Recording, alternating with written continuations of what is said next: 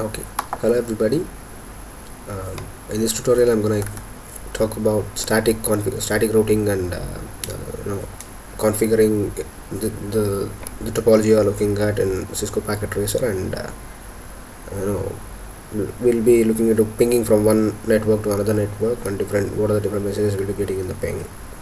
So this is the topology that I'm gonna configure in the Cisco Packet Tracer, wherein we have three routers, three switches, and each switch has got two hosts. That's two computers connected to this, and there are five networks. The network that is, the network here you can see that is connecting two different routers is a point-to-point network, and this is a separate network. Let us call this a 10 network, 20 network, and 30 network. In addition to these three networks, we have two point-to-point networks, and for the three networks 10, 20, and 30, the subnet mask is 255, 255, 255, and 0, that is /24. For these two point-to-point networks, we have the slash value as 30. So let us start the Cisco Packet Tracer. Here we go.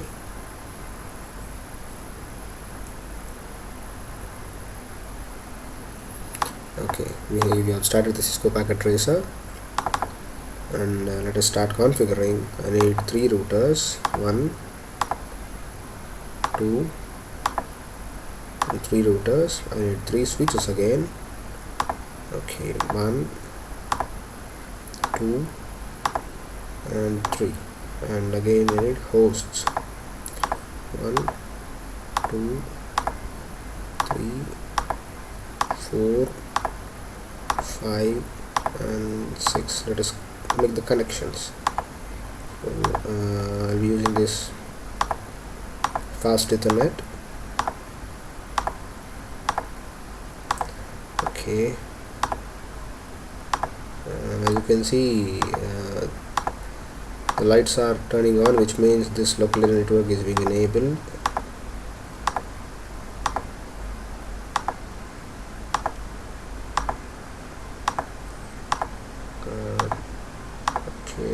Okay, three networks are ready, and let us connect to the router. Fast Ethernet 0/0, I'm connecting it to this, and fast Ethernet 0/24, and in the same way here I'm connecting this to 24, the last network, the last router to 24. Okay, now we are supposed to connect the routers. I'm connecting the routers. As you can see, I'm not talking about any the different types of cable and how you are supposed to connect and all. All I'm explaining is, it's just a quick tutorial, that's all. So this is serial interface 2, and this is serial interface 3. Again, this is 2 and this is 3, just for our convenience. Okay, the connections are done. So let us assign the IP addresses to the host here. So I'm going to give 10.0.0.2 with 255.255.255.0 as subnet mask, and default gateway I'm going to give as 10.0.0.1. This I'll be configuring the router level.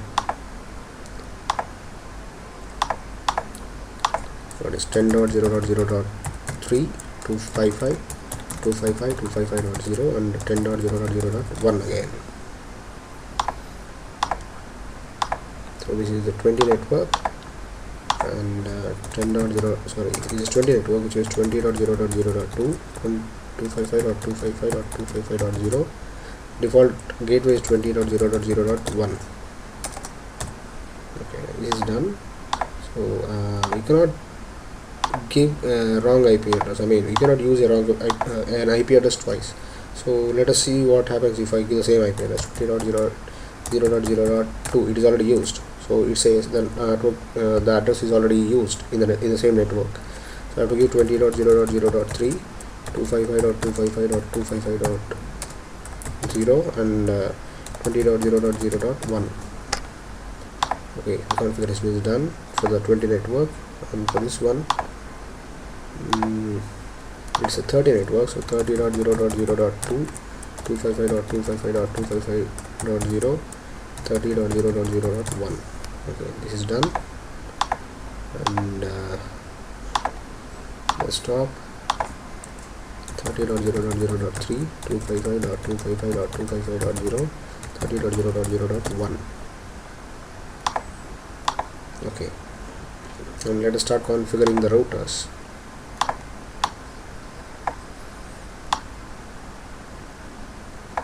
Okay, right. So here I'm just giving Control C and enable config terminal. So let's give host name R0. Okay, done. Let us enable the fast Ethernet cable that connects to the network 10 first. So it is interface FA0/0, that is the fast Ethernet 0/0, and I have to give an IP address. So this is a gateway, so I have to give the 10.0.0.1 and 255.255.255.0, that is a subnet mask, and I'm going to give no shutdown to enable it. So you can see it is enabled already. And now I have to configure the serial interface 2/0.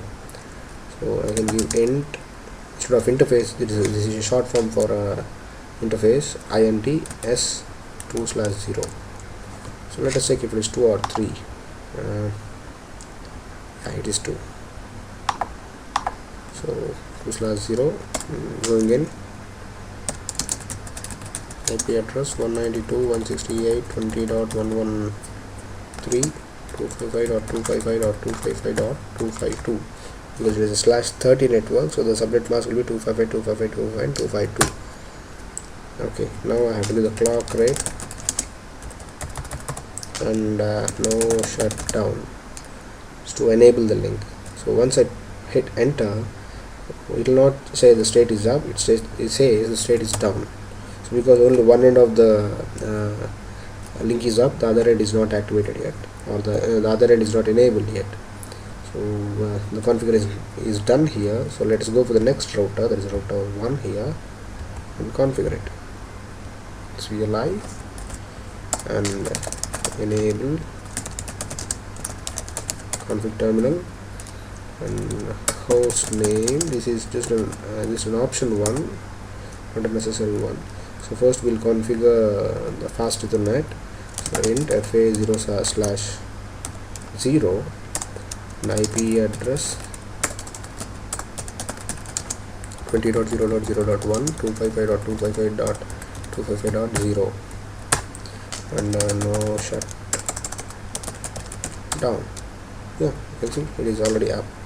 And next is int s3/0. Now IP address 192.168.20.114, 255.255.255.252. Let us check once again. It is 114. Yeah, it is 114. No shutdown. It is enabled. Right, there is another link that is supposed to be enabled, int s2/0, int s2/0. Okay, now IP address 192.168.20.117. I think it is 117. Yeah, it is 117. 255.255.255.252, and again clock rate and no shutdown. See, it says down, which means it is to be enabled from the other side also, the other end also.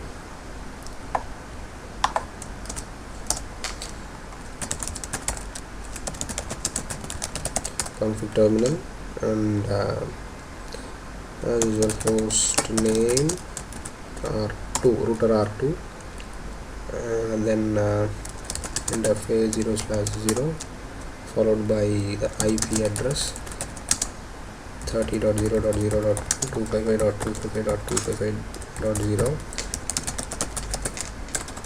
Spelling mistakes. No shutdown. So it is enabled. Next is int s3/0.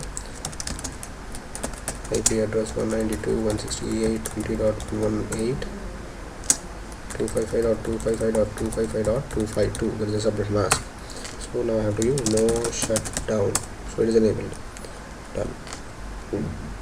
So now, as you can see, all the links are enabled, and to reach from one network to other network, there should be a route present on the router, which means there is a routing table maintained in the router or layer 3 device, which is a router. And there are two ways of doing it. Either you can do it dynamically or statically. In this tutorial we'll be talking about the static routing only. So in each and every router I'll be providing the routing information manually. So let us start with router 0. Again, router 0. Let us come out and check what the contents of the routing table. Show IP route. So as you can see, there are only two networks present there. C here, the first character C here, it indicates that it is directly connected. If it is yes, it means it is what to say, static route. And okay, enable terminal. Sorry, it is a config terminal, and I have to give a route, IP route. So if I want to reach the third network here, from here, if I had to reach third network from router R0, the next hop is this one, S3/0, which is 192.168.20.114. So let us give that IP address here. Basically it is in router 2. I have to give from 10.0.0.0 255.255.255.0, and if I want to reach if I want to reach 30.0.0.0 with the subnet mask 255.255.255.0, I have to choose the next path, next hop as 192.168.20.114. And if I want to reach 20, I have to go to the same hop. And there is another network, the point-to-point network, whose subnet mask is 252. And if I want to reach that network, which is 192.168.20.116, I believe. Let us check. It is 7. So yeah, it is 6. 6 is the network ID. So next hop is this one. And checking again out, you can see there are 3 networks that are added here statically. The administrative distance for a directly connected network is 0, and that means that of AD, that is administrative distance, AD for a static route is 1 by default. And okay, let us check here. Show IP route. There are 3 networks connected to the second router. So let us say we enter the configure terminal, IP route 10.0.0.0. If I want to reach from the second network to the first network, there is a 10 network whose subnet mask is 255.255.255.0. I have to take 192.168.20.11. What is that? 4 or 3? Yeah, 3 is a hop, and 3 is the next hop. Done.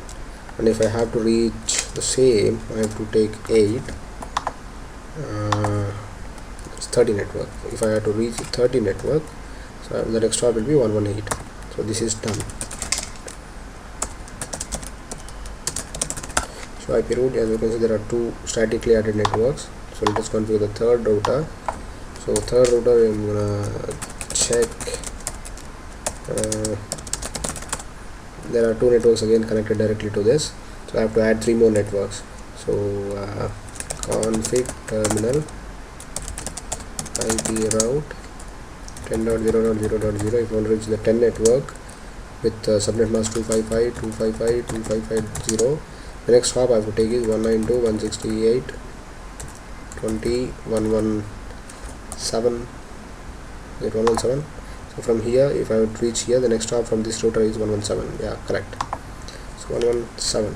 The same way, if I want to reach 20 network, so that is the same hop I have to take. And there is one more subnet, that is 252, whose network ID is 192.168.20.112. Okay. So now everything is done. Okay, now let us change from real time to simulation mode, and let us ping from PC 0 to some other network. Now I'm going to say ping 20.0.0.0, sorry, 2. There is a valid IP address. See, there are two packets started. One is an ARP request and the other one is ICMP request. So ARP request basically is initiated because we don't have the target MAC address. So the target MAC address is set like this, and it is sent to the next level in the ARP request, because this ARP will go and fetch the destination's MAC address if the same destination is present in the same network, or else it will just fetch the interface, that is a gateway's MAC address. So I'm just forwarding it. So first ARP packet is received at switch 0, as the switch doesn't have any entry in the CAM table regarding the destination's details. It will broadcast to each and every node present in directly connected to this, except for the one which has sent the request. So as you can see, it is sent to the interface as well as the PC1. PC1 drops it, and the interface will accepts and sends a reply. So this reply is again sent to the PC0 because directly by unicast, because it has got the MAC address of PC0, because just now PC0 has sent an ARP request through the switch, and because of this request there was an entry made in the CAM table on switch. So it is sent back to PC0. Now PC0 forwards, it accepts it, and so you can see the tick mark right there. It accepts and sends the ICMP request to the switch to be forwarded to the destination. And the switch sends it to the router. It checks in the routing table. So let us look into the details here, what exactly an outbound packet looks. So this is how it looks. So the destination MAC is obtained here. This is the destination MAC is of the router interface, and you can see the inbound here. This is the one. Now the destination MAC changes. Let us forward it. So it is basically forwarding. So here again, what is the network I'm pinging? So I'm pinging 20, right? So it, for some reason it is getting dropped here. This should not happen. And I'm forwarding the request to next level. Again it broadcasts because it doesn't have any entry in the CAM table, and ARP response is obtained, and it is sent back to the router. And okay, I'm resetting this. There should be a reply like request timed out, followed by what are the consequent replies. So let us check what we get. Yeah, this is what we got. Request timed out because there was a packet lost here. So for that, the request is timed out, and the next three packets are accepted. And let us ping and check again. This time no ARP will be generated, as we have the MAC address present in the destination as well as the destination MAC address is present in the source. So directly ICMP packet will be sent. So basically I'm just fast forwarding it.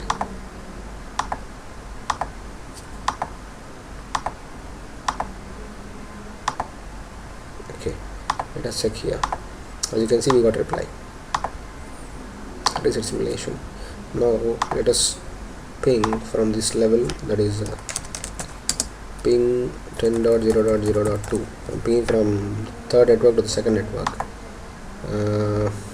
Did I press enter? No, I did not. Okay. So the same scenario here. There is an ARP as well as ICMP. Both are initiated. First ARP moves. It broadcasts. Again, one is dropped. The other one is replied. So this is dropped and this is replied. So again, reply comes to PC4, and PC4 sends the ICMP to the switch to the router. It routes to the next hop, and next hop to the corresponding router R0, or R0 will forward the same to switch because it has got the what to call that, MAC address of the destination here. So the destination is sent, the MAC address is sent, it is delivered to the PC0, and from PC0 the response is sent back to switch to router to router 1 to router 2, and here it is sent back to the switch to PC4. So thereby you can see the inbound packet. So this is the source and this is the destination. So basically initially this was the source and this was the destination. You can see we are pinging from 30.0.02 to 10.0.0.2. so now this is a response packet in which the source is, the receiver becomes the source and the sender becomes the destination, and it says that this packet is accepted. Right, now let us check what we got on the terminal. PC4, we got a reply, and resetting the connection, and let us check for PC5 once again, for practice, just to check everything is working well. I'm pinging 10.0.0.3 this time, so we'll still are in simulation mode, don't forget that. And I'm sending same old story. First ARP goes, broadcast, and then reply comes, reply to this, and the ICMP moves, ICMP to there, it gets routed and it is delivered there. Next an ARP is sent, ARP is broadcasted, then a reply is made. The first packet is being dropped. I seriously don't understand what exactly is happening. This should not happen. So let us ping and check again. So I'm pinging once again. This is ICMP, just ICMP being sent.